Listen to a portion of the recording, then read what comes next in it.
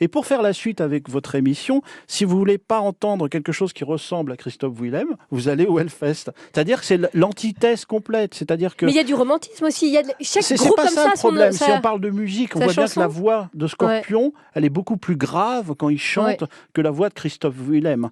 Et quand vous allez au Hellfest, vous savez ce que vous avez en face de vous, du gros son. Ça peut être du punk, du métal, du hardcore, peu importe. Mais on va pas vous donner un festival traditionnel avec les meilleurs, les plus gros vendeurs ou les plus grosses têtes d'affiche. C'est-à-dire qu'on va pas passer du hip-hop au rap en passant par un peu de soul, un peu de jazz.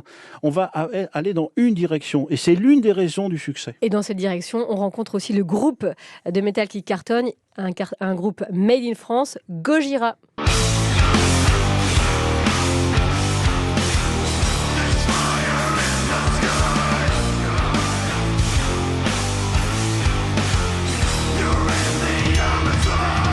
Je crois que j'ai entendu dans la chanson PS Je t'aime.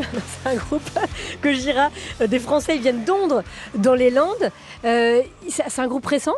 C'est un groupe qui a une dizaine d'années. Ouais. C'est un groupe qui a une tradition anglo-saxonne parce que il y a deux frangins et la maman, elle est anglaise ou américaine.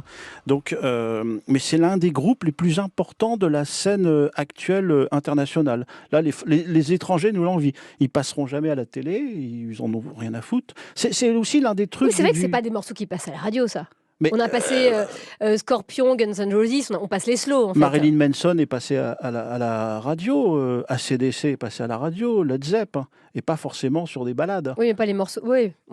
Et alors pourquoi Gojira ne passe pas ?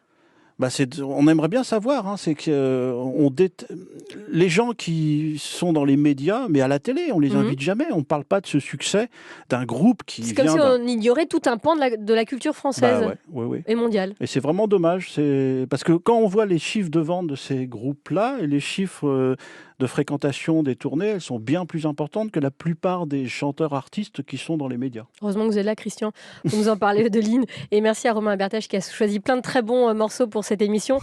Minute Papillon sur France Bleu, Sidonie Bonnec.